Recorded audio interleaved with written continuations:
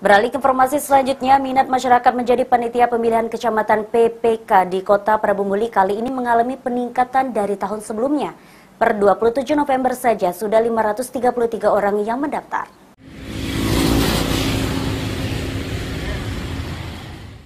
Sejak dibuka 20 November lalu, pendaftaran PPK saat ini jumlahnya mencapai 533 orang, tersebar di 6 kecamatan di Prabu Muli. Jumlah tersebut akan terus bertambah, karena waktu pendaftaran PPK akan berakhir pada 29 November nanti.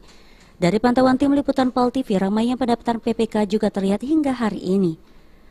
Kosim Cikming, Komisioner KPUD Prabu Muli mengatakan, calon PPK akan mengikuti serangkaian tes diantaranya seleksi administrasi dan CAT atau Computer Assist Testing yang digelar 5-8 Desember mendatang. Dari 533 orang pendaftar, hanya 30 orang diterima menjadi PPK untuk ditempatkan di 6 kecamatan.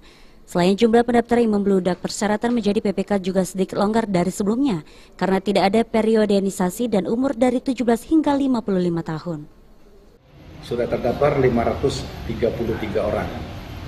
Untuk wilayah Kota Prabu Muli secara keseluruhan maksudnya. 533 orang ini tersebar di dalam 6 kecamatan.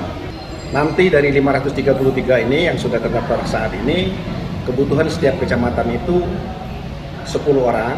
Dari 10 orang ini 5 orang yang kita lantik dan 5 orangnya sebagai cadangan kalau terjadi PAW. Artinya yang akan kita lantik 5 kali 6 kecamatan sama dengan 30 orang.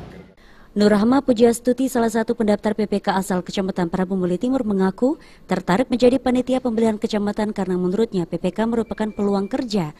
Apalagi wanita 22 tahun ini juga baru menyelesaikan kuliahnya.